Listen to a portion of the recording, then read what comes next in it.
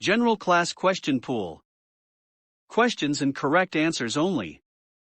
July 1, 2019 to June 30, 2023. By K8TB. Last edited March 8, 2019. Subelement G0 Electrical and RF Safety, 2 exam questions, 2 groups. G0A RF Safety Principles, Rules and Guidelines, Routine Station Evaluation. What is one way that RF energy can affect human body tissue? Answer: it heats body tissue. Which of the following properties is important in estimating whether an RF signal exceeds the maximum permissible exposure, MPE? Answer: all these choices are correct. Its duty cycle, its frequency, its power density. How can you determine that your station complies with FCC RF exposure regulations? Answer: all these choices are correct. By calculation based on FCC OET Bulletin 65. By calculation based on computer modeling. By measurement of field strength using calibrated equipment. What does time averaging mean in reference to RF radiation exposure? Answer: the total RF exposure averaged over a certain time. What must you do if an evaluation of your station shows RF energy radiated from your station exceeds permissible limits? Answer: take action to prevent human exposure to the excessive RF fields. What precaution should be taken when installing a ground-mounted antenna? Answer: it should be installed such that it is protected against unauthorized access. What effect does transmitter duty cycle have when evaluating RF exposure?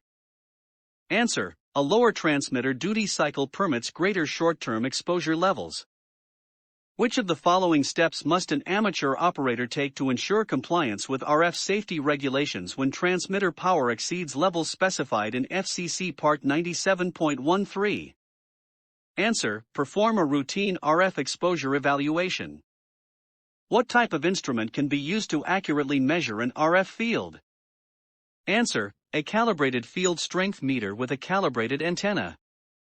What is one thing that can be done if evaluation shows that a neighbor might receive more than the allowable limit of RF exposure from the main lobe of a directional antenna? Answer: take precautions to ensure that the antenna cannot be pointed in their direction. What precaution should you take if you install an indoor transmitting antenna? Answer: make sure that MPE limits are not exceeded in occupied areas. G0B Station Safety, Electrical Shock, Safety Grounding, Fusing, Interlocks, Wiring, Antenna and Tower Safety. Which wire or wires in a 4-conductor connection should be attached to fuses or circuit breakers in a device operated from a 240 VAC single-phase source? Answer: only the 2 wires carrying voltage. According to the National Electrical Code, what is the minimum wire size that may be used safely for wiring with a 20-ampere circuit breaker? Answer: AWG number 12. Which size of fuse or circuit breaker would be appropriate to use with a circuit that uses AWG number 14 wiring? Answer: 15 amperes. Which of the following is a primary reason for not placing a gasoline fuel generator inside an occupied area? Answer: danger of carbon monoxide poisoning. Which of the following conditions will cause a ground fault circuit interrupter? GFCI, to disconnect the 120 or 240 volt AC line power to a device. Answer: current flowing from one or more of the voltage carrying wires directly to ground. Which of the following is covered by the National Electrical Code? Answer: electrical safety inside the ham shack. Which of these choices should be observed when climbing a tower using a safety belt or harness? Answer: confirm that the belt is rated for the weight of the climber, and that it is within its allowable service life. What should be done by any person preparing to climb a tower that supports electrically powered devices? Answer: make sure all circuits that supply power to the tower are locked out and tagged.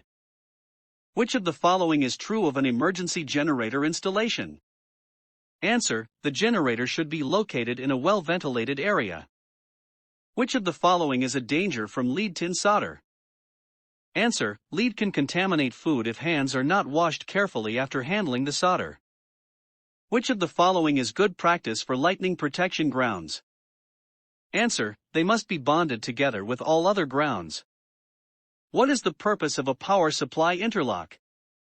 Answer: to ensure that dangerous voltages are removed if the cabinet is opened. What must you do when powering your house from an emergency generator? Answer: disconnect the incoming utility power feed. What precaution should you take whenever you adjust or repair an antenna? Answer: turn off the transmitter and disconnect the feed line. Which symbol in figure G7-1 represents a field effect transistor? Answer: symbol 1. Which symbol in figure G7-1 represents a Zener diode? Answer: symbol 5. Which symbol in figure G7-1 represents an NPN junction transistor? Answer: symbol 2. Which symbol in figure G7-1 represents a multiple winding transformer? Answer: symbol 6. Which symbol in figure G7-1 represents a tapped inductor? Answer: symbol 7. This is the end of General Class Question Pool Subelement 0.